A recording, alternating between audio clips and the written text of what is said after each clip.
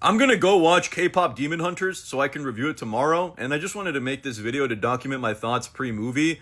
People are saying that it's good. I have people recommending it to me.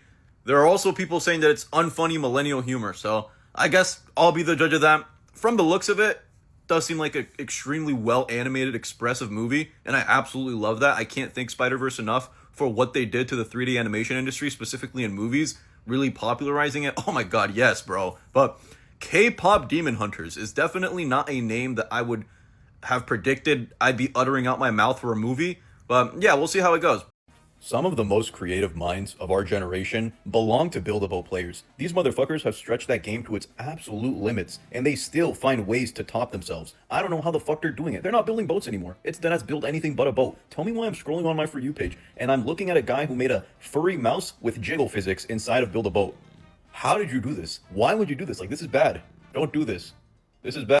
I'm pretty sure the creator of this game never expected the players to take it as far as they have, because the levels of creativity are honestly unmatched. I've seen working JoJo stands in Build-A-Boat with working moves and barrages that actually deal damage. How the fuck do you even manage to do that?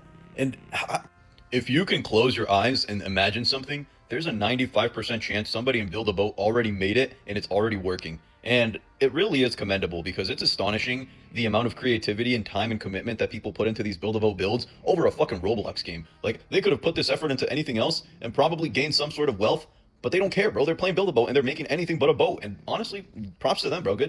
Does having a foot fetish just turn you into a genius that can make good video games? Because Hideo Kojima is a prime example of an artist. He may be a game designer, but at heart, he is an artist. I know we're all waiting for Death Stranding 2 to drop. Why did this motherfucker go back and change the game? Because too many people liked it too much. The playtesters were reviewing it too positively, so he felt that this was a problem. And he lives by the philosophy that if your game is for everyone, then it's not made for anyone. And I get what he's trying to say, right? If everybody likes your project, then you're doing something wrong. Or at least that's his way of seeing things. I think it's good that people like the game, but hey, he's the fucking genius here, not me. But did we really need to do these like super integrated and detailed feed scans for the female characters in your game? Or like, was that part of the genius game design, or am I missing? I know this guy would be amazing friends with Quentin Tarantino because they both like the same thing, feet, and they're both fucking geniuses. Tarantino has made some of the greatest movies that have ever come out in all of cinema, and Kojima has made some of the greatest video games in the entire gaming industry. So, they both go hand in hand, and they both happen to share the same fetish. Why they are so good at what they do, and their fetish happens to leak into their work, I don't know. But honestly, bro, who gives a fuck? If the games are good, if the movies are good, hey, I'm here. So Pirate Software is getting hate. Yes! Yes! Fuck yeah! I've been waiting for this day. I've been counting down the days for this to happen. Bro, I haven't liked that dude since his fuck-ass World of Warcraft streams where he would blame his teammates for aggroing an enemy that he fucking aggroed himself. If you don't know what the entire situation is, I'll explain in like 30 seconds. Stop Killing Games is a company that wants to promote more consumer-friendly practices within the gaming industry by making it so companies can't revoke the licenses to the video games that you buy after a certain amount of time. Pirate Software saw this, grossly misinterpreted what they were saying, and started going on an entire rant about how this is never going to work, it's infeasible, it's going to make it so gaming companies get fucked over and don't even try to make multiplayer online games anymore because of this new law. That is not what the initiative was about at all. But that is how he interpreted it, so that is what he went with. That is what he made 2 videos on, and like tweets, and on stream. That's what he would base his entire argument on to bash the company. Now, I'm going to share a very important piece of information with you guys that not many people know about Thor, and he tries to keep this as private as possible, but I'm going to let you peek behind the curtain here. He actually worked at Blizzard for 7 years. That's right, count them, not 5, not 6, but 7 years he worked at Blizzard. Why is this important? Why are you questioning me, you fucking peon? Get banned out of my chat. Yeah, that's basically Pirate Software in a nutshell. Jokes aside, this is an example of how his hubris is quite literally going to be the death of him. He is wrong. This is just a case textbook example of being wrong. And all he had to do was take his own head out of his ass for 5 seconds and admit, hey guys, I misunderstood something. And we would just move forward and be done with it. But no, he has to double down on the fact that he's wrong and trying to play 10 different types of angles to make it seem like, oh, I'm not wrong. I just thought of it this way, and you're wrong because you thought that my way of thinking was actually the wrong way of thinking it because of this and that. Like, bro, shut the fuck up. Shut the fuck up. All he had to do was admit he was wrong, but instead he doubles down and just dies on the hill that is really not worth dying on, bro. I get the take that he's trying to make. Once again, the take and his concern is valid. But Stop Killing Games has nothing to do with what the fuck he's talking about. This is just his own headcanon that he's running within his head and he refuses to admit that he's wrong. Anyways, in the end, this entire discourse could have been so easily avoided had he just admitted, hey, I was wrong, I misunderstood this, I'm sorry. But obviously he won't fucking do that, so yesterday I saw a video of a girl saying Michael Jackson's music was bad, and I know that like a million people have already stitched that video and responded to it, but I want to glaze Michael Jackson too, because this take could not be further from the truth. Something that a lot of people fail to realize whenever they're listening to Michael Jackson's music and then they want to call it bad, is that Michael Jackson wasn't just a performer, he was a musical genius. He composed his own melodies, directed his own videos, and quite literally shaped the atmosphere of the very work that he was doing.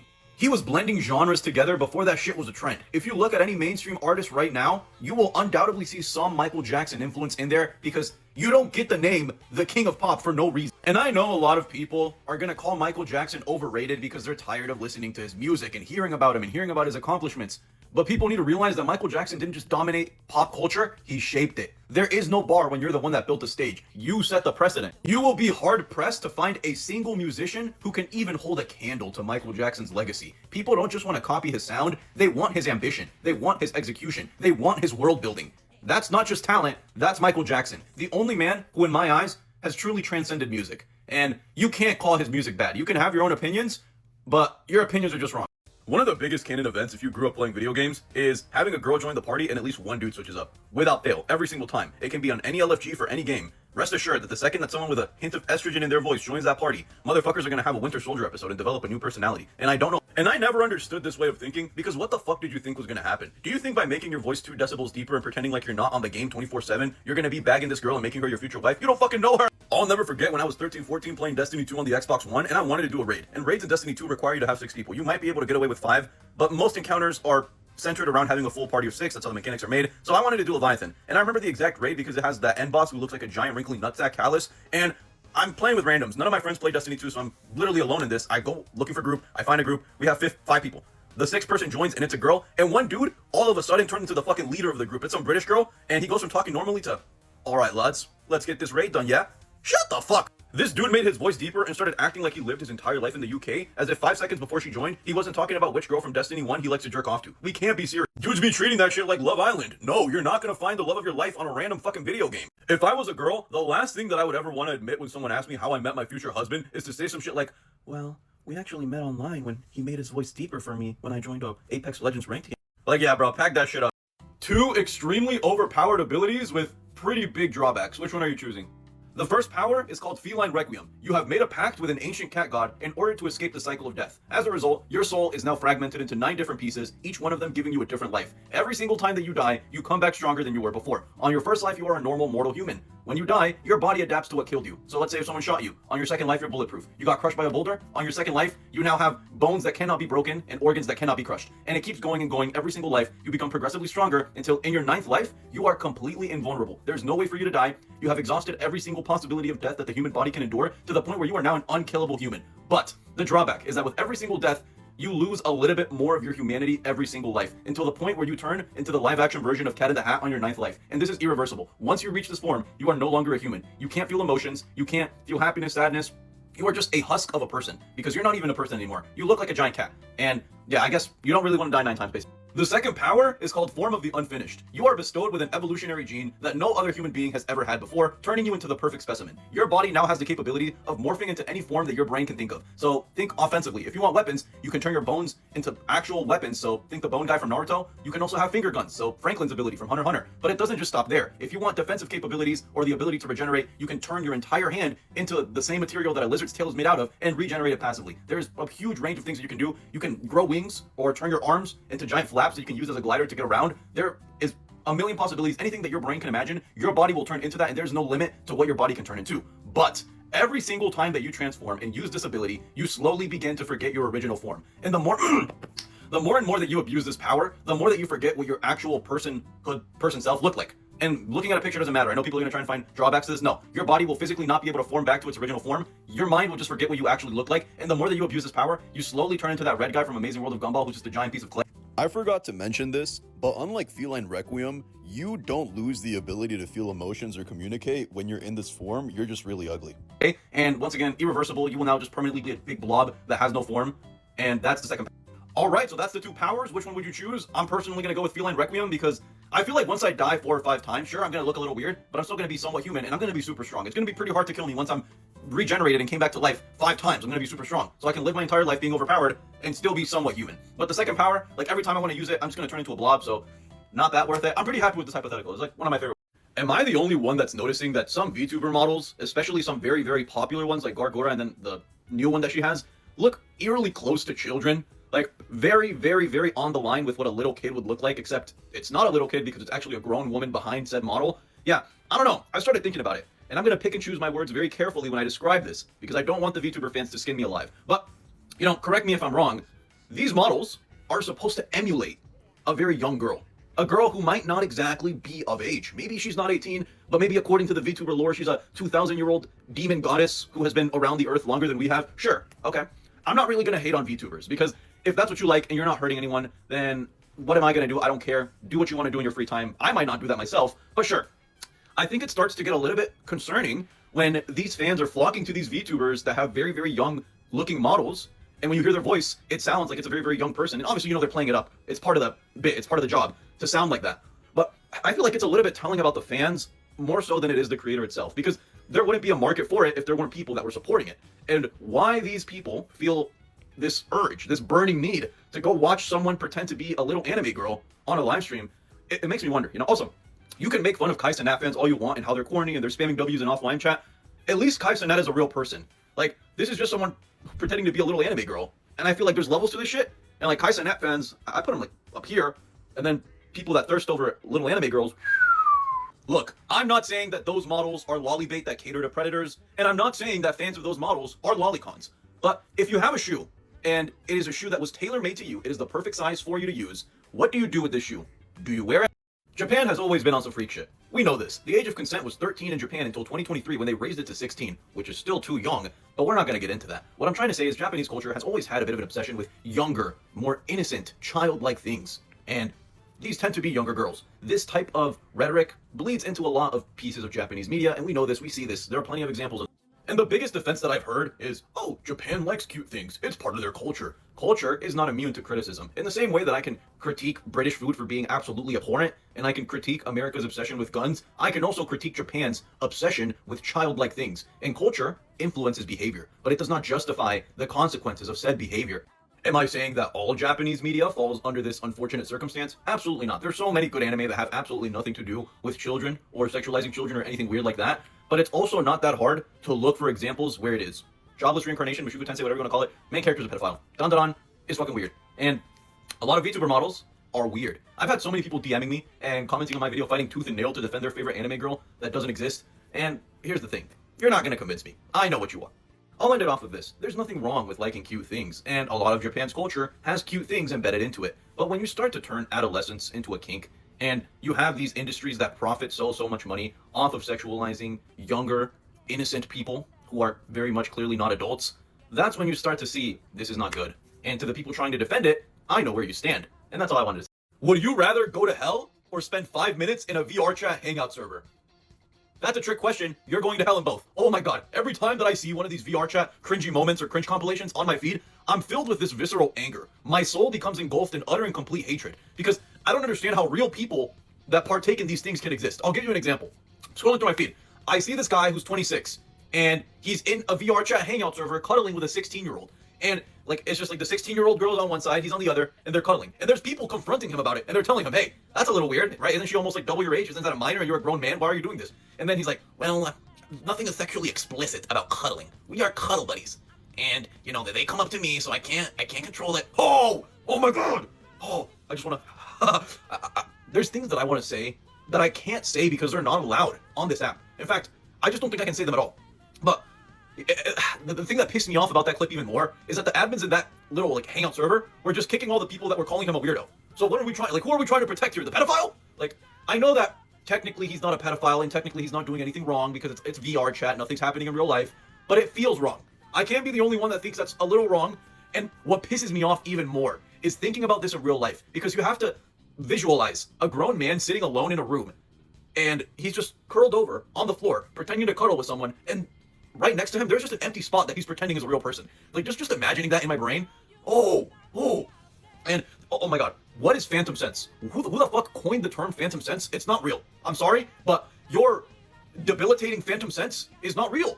It's all in here. It doesn't exist. Bro, if I punch you in VR chat, you're not going to tell me that your phantom sense gave you a black eye. It doesn't exist. Or there was this one girl who was like, my phantom child, he phantom died in my arms, and I haven't been the same since. Like, bro, she was being dead ass too. She started crying. She went into a corner and started crying because her online kid, who was like 9 years old, had like enough phantom pain that killed him. What happens when you die of phantom sense? Do you just never get back on VR chat? Like, is the equivalent of dying to phantom sense just your VR headset exploding and you can never play again? What the fuck do you mean you phantom died from phantom sense? It doesn't make sense. It doesn't make sense.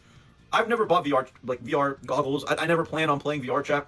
And clips like this really solidify that I made the right choice in never trying to dive into that side of the internet or that side of the online space, because it really doesn't seem like anything good comes from it besides Gorilla Tag. Gorilla Tag looks pretty fun. Rest in peace, Margot, one of my favorite bearded dragons. I hope they're in a better place. Margot's owner has been going fucking crazy. And it all started when, unfortunately, Margot passed away. Then they set up a GoFundMe. Then people started shitting on him. And then things just started snowballing from bad to worse. And here's the thing. I'm not going to pretend like I'm knowledgeable on how much it costs to cremate, ship, bury an animal. I'm not going to pretend that I know anything about bearded dragon health or anything that went on in those vet visits. But I do know this.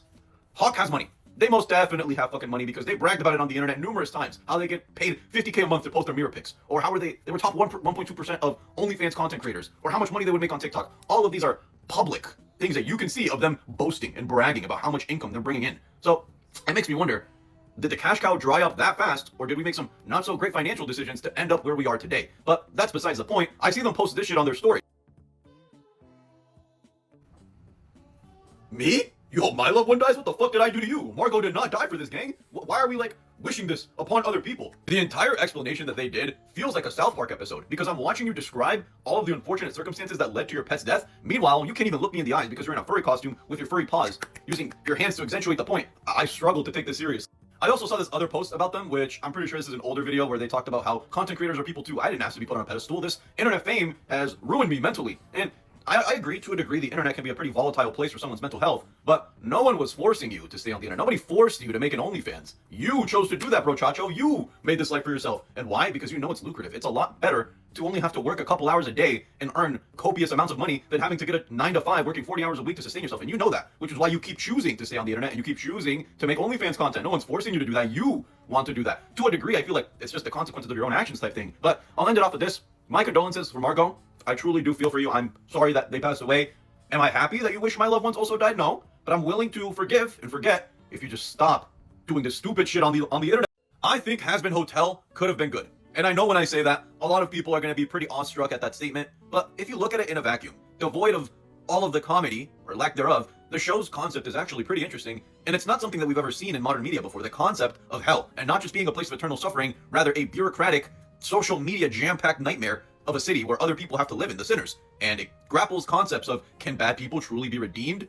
It sets up the show to have these sort of moral complexities and themes, which it never executes on. But what I'm trying to say is, the concept of Has Been Hotel sounds good in theory, but it's bad in execution. But I don't think it has to be like that. And trust me, I know the show is dog shit. I've seen Has Been Hotel. I've seen Hell of a Boss. I don't think I needed to watch both. But if you're gonna hate, you have to be an educated hater. I watched both of them with the sole purpose of hating on them, and I came out a more educated person who still fucking hates the shows. But I can acknowledge the fact that, at least in the case of Has Been Hotel specifically, I mean, Hell of a Boss, they're both like in adjacent universes, but I'm gonna more focus on Has Been Hotel. I really think we had the framework here to make something really, really good, but it falls flat in so many areas. And I mean, I'm gonna sound like a broken record when I say this. The tone is all over the place. We go from being an adult comedy to a deep and emotional show to fan service all within the span of like 5 minutes. The characters are not very well properly characterized, and they're pretty shallow, all things considered. Cough, cough, angel dust. On top of that, a lot of the characters feel like caricatures of themselves instead of actual people. On top of that, the world building is not the greatest. It's not very grounded, and there's a lot of things that are left unexplained because, yeah, they just are.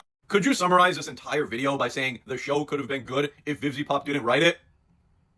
Well, I'm gonna let you be the judge of that. I will say this, do I think she's incapable of writing anything good? No. But do I think her track record is good so far? Also no.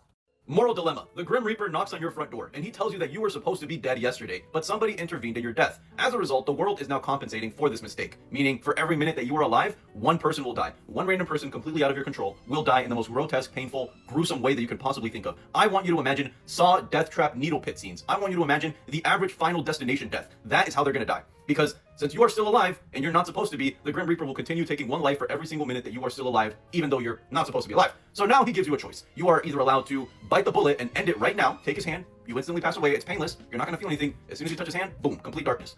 Or you are given the choice to continue living for the rest of your days. In this hypothetical scenario, you are the same age that you are right now. So however many years you have left in your lifespan, according to the average human life expectancy, is the amount of minutes that you're gonna live unintentionally massacring people. And once you decline his offer and tell him, no, I don't want to die, I want to live, there is no takesy-backsies. For the rest of your life, you will live knowing that you unintentionally murdered countless people minute by minute, and there's absolutely nothing that you can do to stop it. So, what are you doing?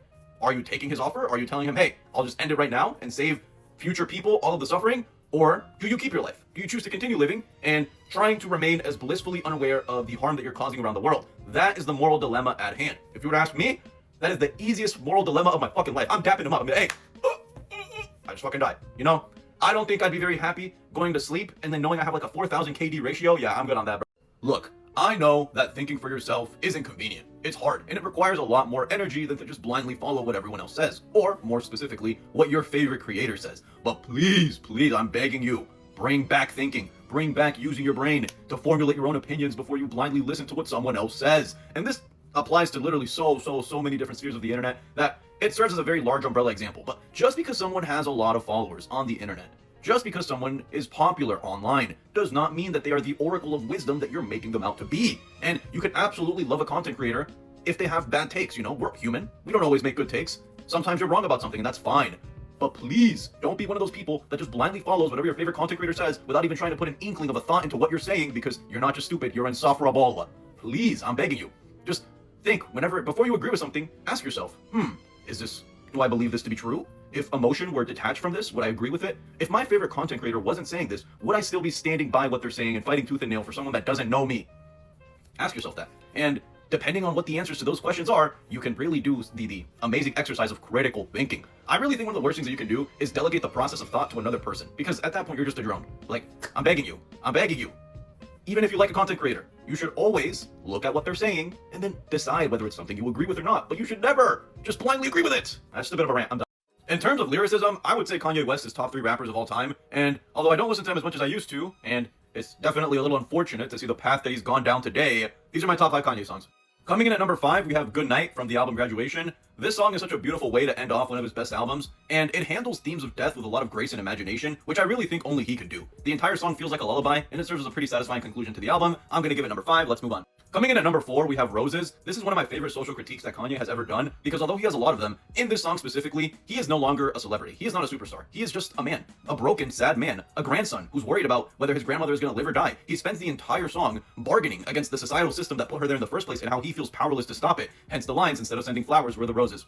Fucking chef's kiss. Amazing lyrics. Number 3 is going to be Hey Mama. This is honestly one of his saddest songs, and definitely one of his hardest songs to listen to, because not only is it sad from a lyrical perspective, the lyrics hit 10 times harder when you take into account that his mother's passed. And another reason that I really love this song is because it's a song about pure devotion, pure love. No ego, no irony, no jokes that he has in a lot of his other works. This song is purely dedicated to how much he loves his mother, and you'll have to see it. Number 2 might be a bit of a sleeper pick, because I don't imagine that many people are going to have this in their top 5. I'm going to give it to Christmas in Harlem. Christmas in Harlem is one of my favorite Christmas songs of all time. I love the fact that it manages to turn materialism into a love language, and that's what the entire song is centered about. Also, amazing vocals, it's just really catchy, and it's a great listen, so it gets a number 2 for me. My number 1 Kanye song is gonna go to We Major, and I struggle to articulate this into words, but the best way that I can describe it is that We Major feels like winning. The entire song bleeds aspiration and determination, and the orchestral melody is fucking perfect, 10 out of 10. Nas's presence within the song, also irreplaceable. All in all, it's just my favorite Kanye song of all time. It's also long. It's one of those songs that's insanely good, but it doesn't leave you wanting more because it is a long song. You will have your appetite satiated perfectly, and it's just my favorite Kanye song of all time. That is my top 5. Like I said, a lot of these, I think every single one of these are just his older songs, because I'm more so a fan of his older work. But yeah, man, it's sad to see what Kanye is now. I kind of just try to pretend that these songs exist in a vacuum. I know they don't, but so this is my top 5. How the fuck is a fictional boy band outperforming real K-pop artists? These dudes spawned in with 8 million monthly listeners, and I'm not listening to your idol. Fuck all that. Not only because Soda Pop is better, but because the point of that song is to take your soul so it can be eaten by the Demon King. Their plan is working. You guys are the method. Fuck all. Not only did Araki create one of the greatest pieces of fiction of all time with the JoJo series, but he also doesn't support pedophiles. That's why he's the GOAT! The GOAT!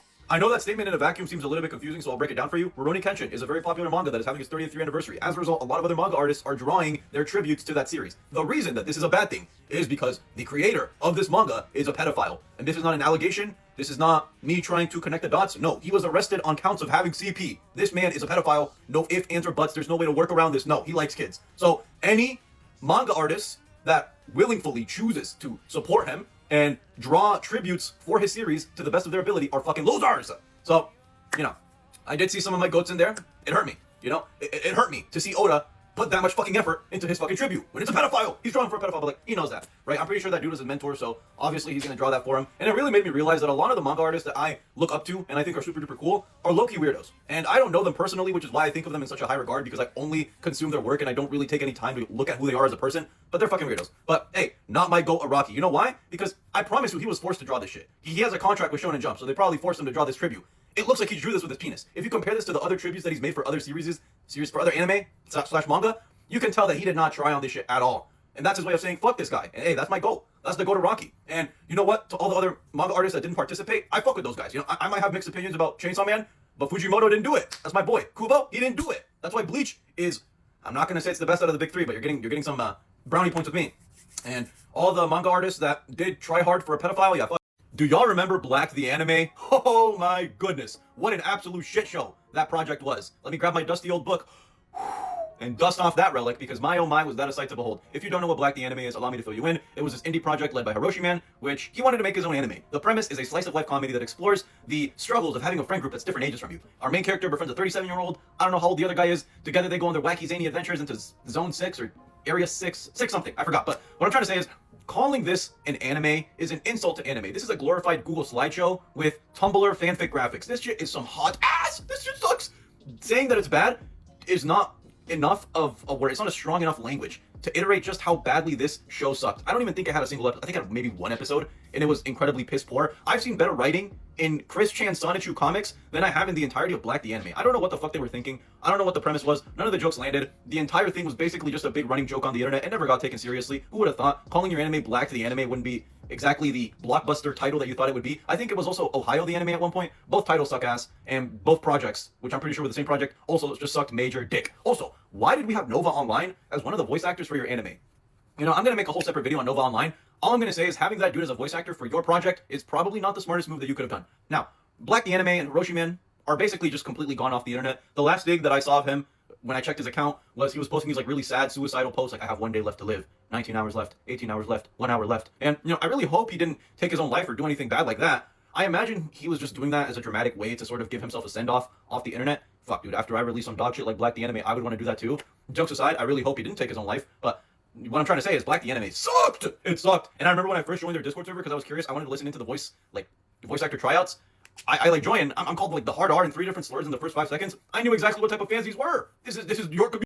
I thought Nova Online was just a harmless lolcow that got made fun of because of his wacky antics on the internet. I was so wrong. I dived into a little bit of his history and went deeper down his rabbit hole, and this dude is a borderline pedophile. And I'm being very generous with that term because there's a very real chance that he might like people that are below the age of 18. I thought people made fun of him because of the entire like Discord mod, greasy hair, doesn't take care of himself aesthetic, but not only does he look the part, he also lives the part. This dude was the OG age player, and if there's anything that I hate in this world, it is age players. This guy would be in like full baby gear with diapers and a binky in his mouth in a VC calling with like minors, with people that were underage. And when his original Discord got banned, the reason that he was so angry and so upset that it had gotten banned originally was because allegedly there was some not legal things in there. There were some things that the police would not have been happy seeing. And, you know, I'm not saying that he looks the part, but man, Nova Online really goes to show that there's a degree of care that you need to put into yourself that's mandatory, or else your life is just gonna fucking spiral, dude. Like, don't let yourself get to the point where you're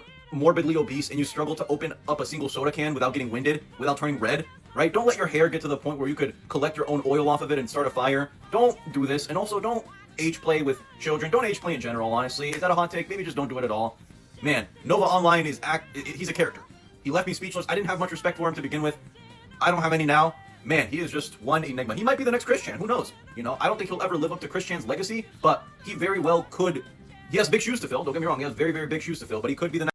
Dig to your crack. Name the Relseas release date. Boom. Now you're getting fucked. Relseas has been in development for so long that I no longer classify it as a game. This is folklore. This is mythology. This never even existed. This is a CIA experiment to see how much money they can squeeze out of gullible children on Roblox through Discord subscriptions before they realize that there is no game. Because what the fuck do you mean Relseas has been in development for this long and it is still not dropping? We still don't have the game. What are you talking about? To give you perspective as to how long this game has taken to come out, I remember me and my homeboys in freshman year of high school were on some, hey, we about to hop on Relseas this summer. It's about to be lit. We have now graduated high school and will be going into our first year of college 2 months from now.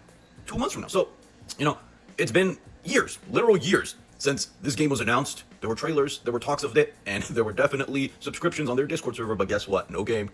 No game, no game. So, it begs the question, what could possibly be taking this long? What intricate systems are going to be within this game to warrant this amount of time that they're taking on making the game? I better be able to crack other pirates in Relseas. I better be able to go anywhere that I want and crack anybody that's in those villages, consensually.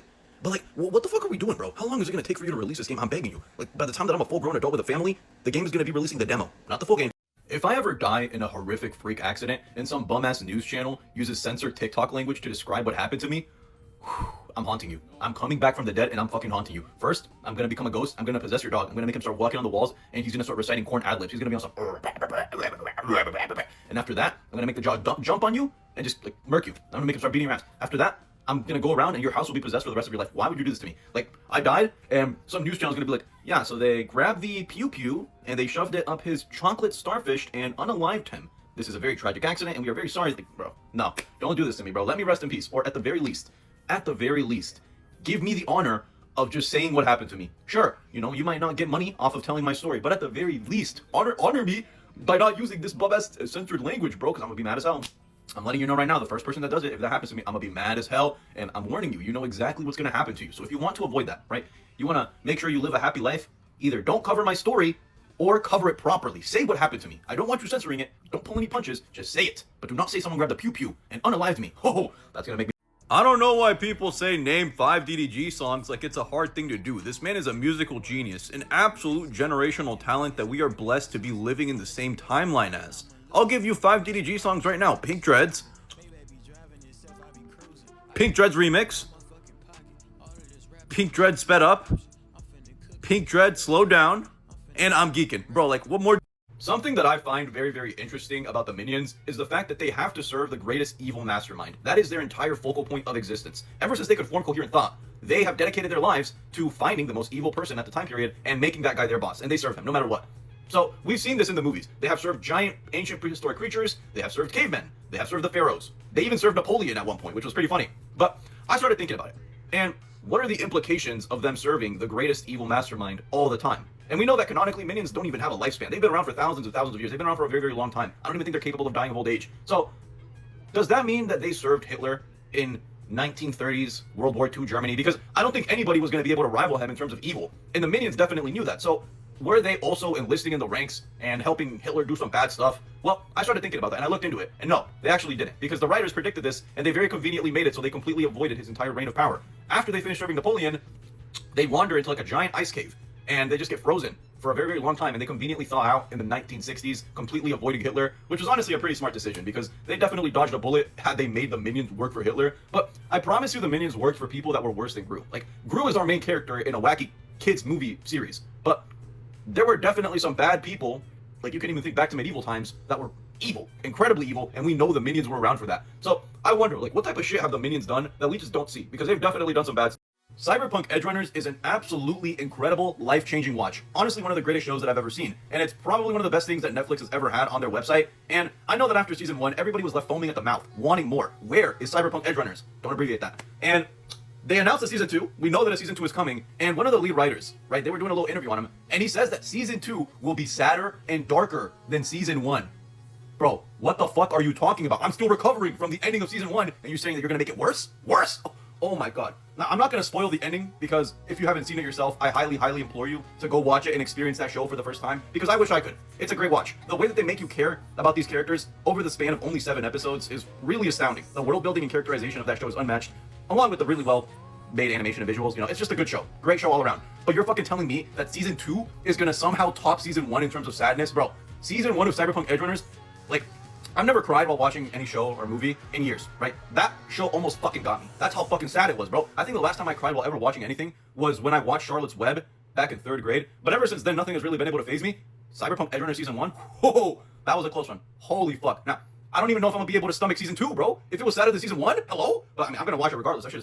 What is the reward for jerking off to Roblox avatars? What is the science behind the brain chemistry of someone that willingly does this and posts it on the internet? I will never know. And I've already made a video calling these people losers, but I've had multiple people like keep DMing me, telling me that there's an entire community behind it, and they're like, they're not big. I'm not gonna say big, but there's definitely a sizable group of people that enjoy this on TikTok. And, you know, they want me to react to it, but what more can I say? You know, out of curiosity, I looked at what they sent me, and it's about what you expect, bro. These people are fucking losers. I don't know what more you want me to say. This is just sad. Like, this is genuinely just sad. And apparently girls do it too. It's not just dudes. It's also chicks that are posting these videos of, like, nutting on Roblox avatars. And, like, the entire concept of tributes is just fucking stupid. I don't know. Whoever invented that must have been quite depraved. But now you're doing it to Roblox avatars, bro. These are children. These are children.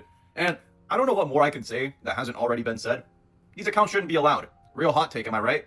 Going into Roblox avatars is bad. If you do that, you should probably seek help and get your head checked, because you're fucking crazy. And I mean, look, there's things that I want to say about these people that I can't because this video won't be allowed on TikTok. So I'm just not going to say, I'm just going to keep my mouth shut. But like, people were sending me accounts like this of this chick who only posts like Roblox tributes. She just collects them and reposts them on the internet. Who the fuck is asking for this, bro? And she'll fucking post like really, really corny shit. Like her most recent post is like, oh, fat for mommy. Bro. And the comments are fucking agreeing. The comments are agreeing. There's like, one of the top comments like, yes, mommy. Bro, like, what the fuck are we doing? How did human evolution lead to this point? Clearly, we're devolving. What the fuck are... There's this inexplicable feeling about wearing a robe. It changes a man. Wearing a robe feels like discovering that you were royalty in a past life. Wearing a robe feels elegant yet comfortable. As the silk caresses each and every corner of my balls, I feel good. I feel happy. I feel at peace. I feel a sense of tranquility that I've never felt before. And you just have to use a robe to believe it, to see it for yourself. There were 2 periods in my life. Before I had a robe, and after I had a robe. There's also Joe Robe. He's a pedophile. I really wish it was more socially acceptable to wear robes in public, because it changes the way you view the world. It changes the way you act. I no longer walk. I gracefully glide, like an elegant cloud soaring through the sky. The sunset today, I stared at it for a good 20 minutes. I haven't done that in years. Granted, you probably can't wear robes because it's basically being naked underneath this smooth and silky exterior. There are no clothes, so were you to go out in public, a slight gust of wind would turn you into a sex offender, which probably not good, right? We don't want that. But robes are top 3 inventions. Easiest choice of my life. But man, life is good. Patrick Bateman is one of my favorite characters in all of media because half of the fans that idolize him don't even understand what the meaning of his character is supposed to be. Patrick Bateman is up there with Denji for having the biggest fan base of people who just don't understand the character at all. And he's also just an incredibly interesting character from a symbolic standpoint, so I want to talk about it. American Psycho is a great film, and at a glance, it seems like Patrick Bateman has the perfect life, which is why so many guys idolize him. He has the wealth, he has the status, he has the looks, he has the girls. What more could you want? That's why a lot of dudes look at him and be like, damn, I want to be like him, I want his life. But what many people fail to understand is that Patrick Bateman at a surface level has a perfect life because that's all he is. He is 100% surface. He is a hollow shell of a man who lives his entire life fighting for the recognition of other people that he doesn't even care about. To me, the film is about individuality. The need to stand out in a homogenous society where everybody seems interchangeable. That is Patrick Bateman's ultimate goal. He wants to be viewed as different. He wants to stand out. He wants to be recognized. And even though he's supposed to represent peak masculinity in the audience's eyes because he's sexually dominant, he has lots of money, he could basically fuck any girl that he wants, he hates his life, and he hates every second that he spends feeling like he's trapped inside of a person, but he's not actually a person. Materialism also plays a pretty big part into the film because it goes hand in hand with his desire to be recognized and to win the game of who's the best, who has the best business card, who got the reservation at this restaurant, who has the better apartment. None of these things truly matter in the long run, but to Patrick, they are his holy Bible. They are the sacred thing that he's trying to be the best at in order to gain some of the oh so precious recognition that he keeps trying to achieve. A lot of people like to debate as to whether Patrick Bateman actually killed anyone in the movies or not. Some people think it was all in his head. Some people think he actually did it. I'm here to tell you it does not matter whether he killed anyone or not. Why? Because the ending is still perfect regardless. The ending is the perfect ironic slap in the face that Patrick Bateman could have received. Why? Because he spends the entire movie trying to stand out, trying to get noticed, trying to be different. Even when he confesses the murder of multiple people to another man, he gets laughed off as a casual joke, shrugged off like his entire existence doesn't matter, and that is the ultimate punishment that he could have received. Not jail time, not facing the consequences of his actions, but his greatest fear in the entire movie, irrelevancy. His life is so forgettable, replaceable, and meaningless that even the confession of murder isn't enough to make him stand out. And that is the greatest punishment that he could have received because that is his greatest fear. That is the main thing that he was trying to avoid the entire movie, and it happens to him. And he's powerless to stop it. And that is what I think Patrick Bateman is about. Trying to stand out in an individualistic society. Am I using that right? Trying to be different, right? He wants to stand out. He doesn't want to fit in, and it never happens. He fails at the only goal that he set out to do. And that is what I truly think he's about. There's also like a lot of other symbolism that you can apply to that movie. Materialism, consumerism, lots of stuff, but you get what I'm trying to say. That is what I truly think Patrick Bateman is about. Not some alpha sigma male that you can put in font edits. He is a sad man. And he shouldn't be idolized. He should be feared. You really shouldn't want your life to go the way that his does. Because he's not happy. He's a man who seemingly has everything, but feels like he has nothing. And he's honestly a great character. Not someone that you should idolize, though. The zombie apocalypse is upon us, and you are given the choice between 2 powerful abilities with no downsides to help you survive. Which one are you choosing? The first power is called Tethered Blood. Upon choosing this power, the user can now draw symbols out of their own blood. You have unlimited blood, you cannot die of blood loss, like I said, no downsides. These symbols can do absolutely anything that the user wants it to do. So for example, if you draw a symbol in point A and you draw another symbol in point B, you can instantly teleport between these 2 places with just the thought of doing it. Also, if you want to use the symbols on offense, you can draw symbols on a wall, and as long as you imagine the symbol turning into an explosive that detonates on impact as soon as anybody gets near it, the symbol will do just that. At merely the thought of your mind, the symbol will become exactly what you wanted it to be. Another example, if you want to protect your house, you can draw symbols around in a perimeter, and any zombie that steps on that symbol or gets near that symbol will be instantly petrified and turned into dust. So the symbols can be used in a variety of ways. You can also put the symbols on other people and do absolutely anything you want with them, maybe teleport in between people, instantly detonate someone, turn someone into a human bomb. The symbols are really just limited by your own imagination and how creative you can get with them, and like I said, no downside. The only caveat, which, if you can even call it that, you have to physically be there yourself to write the symbol. If you don't do that, the symbols don't exist, thus you can't use them. So if that's a downside, I guess you could count it as one, although basically non-existent.